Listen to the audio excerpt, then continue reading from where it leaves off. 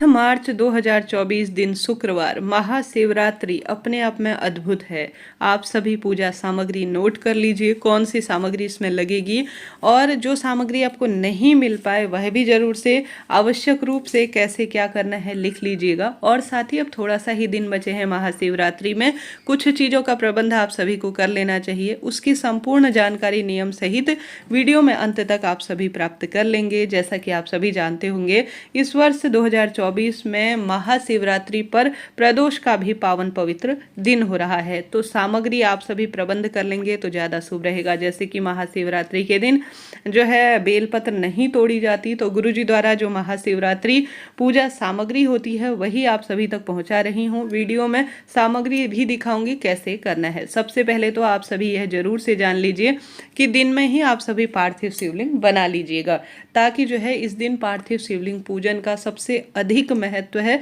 सबसे अधिक विशेष इस दिन मनोकामना के लिए यह सहायक होता है। तो आप सभी स्क्रीन पर देख पा रहे हैं, अपनी क्षमता शक्ति सामर्थ्य अनुसार बड़े स्वरूप में या संक्षिप्त स्वरूप में पार्थिव शिवलिंग बना लीजिएगा। ठीक है, दिन में ही बना लीजिए। और इसकी क्या विधि है यह धीरे धीरे आप सभी तक पूर्ण रूप से करके दिखाऊंगी, तो ध्यान से देखिए सामग्री। सबसे पहले तो हमने जान लिया कि आप सभी को आवश्यक रूप से एक पार्थिव शिवलिंग बना लेना है। उसके बाद बारी आती है पंचामृत। देखिए, पार्थिव शिवलिंग बनेगा तो उसका सबसे पहले और सबसे विशेष तौर पर महत्व जो है जलाभिषेक का है। कोई भी पूजा हो शिव जी से संबंधित, महादेव एक लोटा जल से सबसे अधिक प्रसन्न होते हैं, तो एक लोटा जल आप प्रबंध कर लीजिए। साथ साथ पानी का थोड़ा सा अलग से इंतजाम कर लीजिएगा। ठीक है, इस बात का ध्यान रखिए कि जैसे आप मुख शुद्धि करेंगे तो एक गिलास में अलग से रख लीजिएगा, या इस तरह से कोई पानी का पात्र है तो उसे अलग से रख लीजिएगा। पूजा में बार बार उठना ज़्यादा शुभ नहीं माना जाता, तो आप सभी जो है इन चीज़ों का प्रबंध पहले से ही कर लीजिएगा। इसके बाद आप दूध चढ़ाएंगे, तो आप सभी उसके बाद जो है पंचामृत का भी प्रबंध कर लीजिएगा। साथ ही गुरुजी ने जो है 108 चावल के दाने बताए हैं, तो 108 चावल के दाने का प्रबंध तो आपको करना ही है, टूटे फूटे खंडित ना हो, इस बात का भी ध्यान रखें। साथ ही इस बात का भी आपको ध्यान रखना है कि चावल के साथ साथ थोड़ा सा चावल आपको अलग से रखने होंगे, जो कि संकल्प के लिए होंगे। जो कि पहले भी गुरुजी आप देखते होंगे जब कथा करते हैं, जब बताते हैं, तो वह हमेशा ही संकल्प लेते हैं अपना नाम गोत्र बोलकर, तो वही विधान के तहत आपको करना है। कुल मिलाकर सभी चीज़ें थोड़ा ज़्यादा मात्रा में लेंगे तो ज़्यादा शुभ रहेगा। जल चढ़ाने के बाद हम सभी पंचामृत चढ़ाते हैं, तो एक पात्र में जैसे गौ माता का शुद्ध जो है आप दूध, दही, घी, शक्कर, शहद का प्रबंध कर लीजिए। इन चीज़ों से पंचामृत बन जाता है। तो आप सभी देख पा रहे होंगे मैंने एक थाली में पंचामृत को या तो अलग अलग स्वरूप में, देखिए ये घी है, यह चीनी है, यह दूध दही है, यह शक्कर है और यह शहद है, तो इनसे पंचामृत बन जाता है। तो आप सभी भी इनसे या तो एक पहले से पात्र में बनाकर रख लीजिए, या अलग अलग स्वरूप में भी आप शिवपिंडी पर चढ़ा सकते हैं। आप जानते होंगे इस दिन जो है शिवलिंग का, पार्थिव शिवलिंग का पूजन हो या साधारण सरल तरीके से आपके घर पर जो शिवलिंग विराजमान है उसका पूजन हो, उसमें पंचामृत का अपना एक विशेष महत्व है। तो यह आपको अलग से व्यवस्था अभी से थोड़ा बहुत करके रखनी है। ठीक है, इसके साथ साथ आप सभी आवश्यक रूप से इस दिन महादेव को जो है, आप सभी जानते होंगे माता रानी और महादेव का दिन है, तो आप सभी हल्दी और मेहंदी की व्यवस्था भी कर लीजिएगा। हल्दी और मेहंदी जो है इस दिन माता गौरा को समर्पित करना शीघ्र विवाह के योग बनाता है, संतान सुख देता है, कष्ट संकट पीड़ा का भी नाश करता है और पति पत्नी के प्रगाढ़ प्रेम में वृद्धि करता है। तो 2 दीपक आप सभी रखिएगा।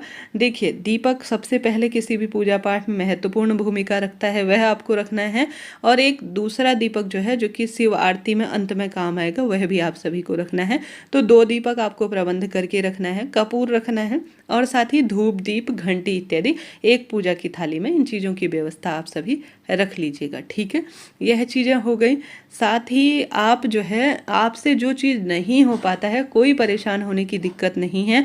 महादेव हैं, माता पिता स्वरूप में है, मेरे पास भी अभी जो व्यवस्था थी वीडियो के लिए वही आप सभी तक पहुंचा रही हूँ। धीरे धीरे जो है आपको संपूर्ण नियम कैसे पूजा करनी है यह भी आपको जरूर से दिखाऊंगी, आप कहेंगे तो आप सभी जो है विधान से करें। अब जैसा मैंने बताया, गुरुजी ने कहा है आवश्यक रूप से आप सभी को जो है 108 साबुत चावल के दाने के साथ साथ आवश्यक रूप से गेहूं के 21 दाने भी रखने हैं, ठीक है। और काला तिल जो है 1 चुटकी रखना है। आप जानते होंगे 1 चुटकी काला तिल सर्वश्रेष्ठ कार्यों की सिद्धि के लिए माना जाता है।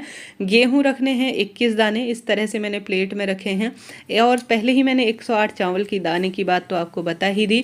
गुरुजी ने 1 चुटकी काले तिल कहा है, आप ज़्यादा भी रख सकते हैं। यह सिर्फ जो है परिवार के सभी सदस्य वहाँ बैठेंगे तो अलग अलग स्वरूप में रखेंगे, मतलब कहने का अर्थ है थोड़ा ज़्यादा ही चीज़ें रखिएगा। बात गुरुजी ने कमल गट्टे की कही थी, तो कमल गट्टे आप सभी को आवश्यक रूप से रखने हैं। कमल गट्टे जो है गुरुजी ने 5 कहे हैं, तो 5 आप सभी रख लीजिएगा, ज़्यादा भी रख सकते हैं। और साथ ही आप सभी काली मिर्च, साबुत काली मिर्च के दाने आप सभी कितने रखेंगे? 21 दाने साबुत काली मिर्च के आप सभी रख लीजिएगा, ठीक है। और लौंग इलायची अपनी इच्छा शक्ति सामर्थ्य अनुसार आप समर्पित करें। गुरुजी का भस्म जो है उन्होंने नहीं बताई है, परंतु मैंने बनाई हुई है, तो शिव जी पर इस दिन चढ़ाना तो आवश्यक है, तो वह चीज़ भी मैंने रख ली है। कुल मिलाकर आपकी इच्छा शक्ति सामर्थ्य अनुसार है आप क्या चढ़ाना चाहते हैं। साथ ही गुरुजी ने जो है जनेऊ की बात की थी, अर्थात यज्ञोपवीत भी कहा था, तो आप सभी वह भी अपनी शक्ति सामर्थ्य अनुसार रख सकते हैं। यह चढ़ाना जो है बहुत शुभ माना जाता है, श्रेष्ठ कार्य के रूप में माना जाता है। 2 आप सभी जो है जनेऊ रख लीजिएगा, 1 गणेश जी के लिए और 1 जो है महादेव के लिए। अब आप चंदन जो है लाल चंदन रख लीजिए, पीला चंदन रख लीजिए, जैसा भी आपके पास चंदन है, हरी चंदन हो वह सभी रख लीजिएगा। साथ ही गुरुजी ने इत्र की बात कही थी, तो इत्र भी आप सभी रख लीजिएगा, ठीक है। और साथ ही इत्र के साथ साथ आप सभी को आवश्यक रूप से जो है सिंदूर, जो कि इस दिन बहुत महत्वपूर्ण भूमिका रखता है क्योंकि माँ गौरी को समर्पित किया जाता है, वह रख लीजिएगा। और यह दिन सुहाग की सामग्री माँ गौरी को जरूर से समर्पित करनी चाहिए, उन्हें चढ़ानी चाहिए, क्योंकि किसी के विवाह के दिन हम दान में देते हैं ना, तो वह महादान होता है। इससे संतान सुख भी मिलता है, पति की लंबी आयु होती है, मनचाहा प्रेम भी इससे प्राप्त होता है। तो मैंने यह सारी चीज़ें रख ली हैं, तो आप सभी भी इन चीज़ों को रख लीजिएगा।